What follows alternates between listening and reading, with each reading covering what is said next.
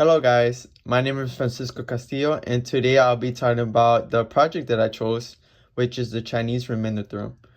Before I just walk in and talk about equations and showing examples in how to use this theorem, I'd like to first give a brief history in where this theory came from and its origin. The Chinese remainder theorem, it is an ancient theorem that gives the necessary conditions for multiple equations to have a simultaneously integer solution. The theorem has its origin in the works of the 3rd century of the Chinese mathematician known as Sun Tzu, although the complete theorem was first given in 1247. Now getting over with that, we will first write our equation, which I will do shortly.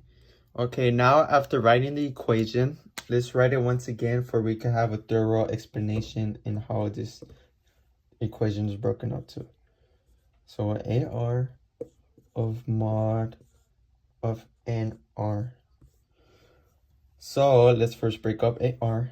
Let's write AR on this side, and we will write MI XI, which will give our third, which is multiplied by all these. If you multiply all these, AI times NI times X of I. If you multiply all these, it will give you X, but for that part, this is a separate equation that we use, which is the summation of 3i equals 1, where AI times NI times X of I is multiplied to the mod of M. Okay, let's first attack AR. So for AR, we could put A1, A2, and A3, right? And then for the MI part, that's M1. For this part, it is to M over NI, which is equals to N2 times N3. This part could be kind of confusing, so let's thoroughly use this. So for why it's N2 and N3, it is basically, if we use the M, it is basically M1 and 2 and 3 over A1, which is on the bottom of NI. So if we put N1 here, these two cancel, which will give us this part. So then after erasing this part, okay, there we go. Didn't want to make it that much of a mess. So for this part, we could continue. So for X of I, this is our X of I part. Let's erase this part as well. Of X of I, let it be X1. So then after all these, you could basically just multiply them, which is give us A1 times N1 times X of I, X of 1. So then after doing this, we could do it through the rest of them. So this is going to be M2 equals to M over N2, which will equal to N1 times N3 of X of 2, which is A of 2 times N of 2 times X of 2. And then the same thing, we could multiply it to A3. So it's going to be M3 equals to M over N3 equals N1 times N2. So that's for this part is going to be N X of 3. So that will be A3 times N3 times X3.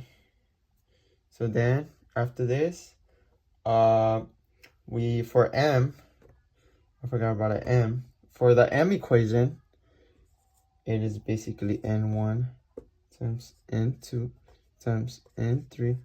So this is why if we put N1 right here in all this, the N1s will cancel, which will, leave us to this N2 and F3, which is what we used. Okay, so after explaining it, we're gonna use an example in where this is used in a question. Okay, so for now, for our equation, for example, I mean, for example, we're gonna use x to 1 of mod 3 and x to 4 mod 5 and x 6 mod 7. Okay, the first thing first we could do is we could write our m, which is our mods, which are given. So this is 3, 5, 7. So for m, we could do 3 times 5 times 7, which are equal to 105 if you do the calculations. Okay, now using the chart from the previous, so we could do AI, let's write that down. AI of mi, let's give some space here because I write pretty big, of x of I, all multiply to each other. So AI times mi times x of I. Okay, so for the first part, AI's, let's do this one. Let's attack this one. For AI, it is 1, right? For mi, which is our 1, mi or 1, it is basically m, our equation, which we'll write again, which was m1 equals to m over n of 1, and I mean. So for this equation, we're gonna use it. So we're gonna plug in all this here. So 3 times 5 times 7 over ni, which is 3, which is from our mod. So then for this part, the 3's cancel, so that way equals to 5 times 7, which will be equal to 35, right? So then for our xi, for that part, let's make some space on the bottom. Okay, so for that part, we're gonna first attack our first equation, I mean. So for that part, okay. So for that part, we're gonna do the GCD, which for this part is gonna be in 35 of x1 congruent to 1 of mod 3. We could simplify this to its mods. So it's gonna be 2 x1 to 4 of mod 3. Now you could divide both sides by 2, for it could be more, for we could get x by itself, which will be x1 to 2 mod 3. So for this part, we will write what we had here, which is 2, right? So then after giving all the values, 1, 35, and 2, we will plug in. So for AI, we use 1 times mi, which was 35 times x of I, which is 2, okay? Okay, so after doing that, we're gonna do the same thing for the rest of them. Okay, so let's erase this part. Okay, so for the second equation, it is our AI is 4.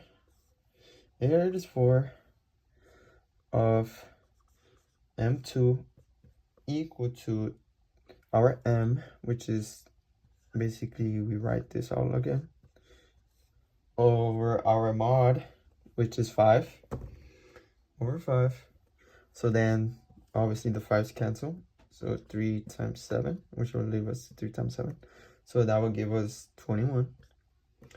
And then if we do the same as we did to this equation, to get our xi, it should give you, I did the math, it should give you the 1, right? So then after that, we multiply all these once again. So 4 times 21 times 1, right? So then for the third equation, we're gonna do the same thing. So for our AI, which is 6, so 6 of M3, we write the M, which we already did for the past two equations, so we would just write it once again.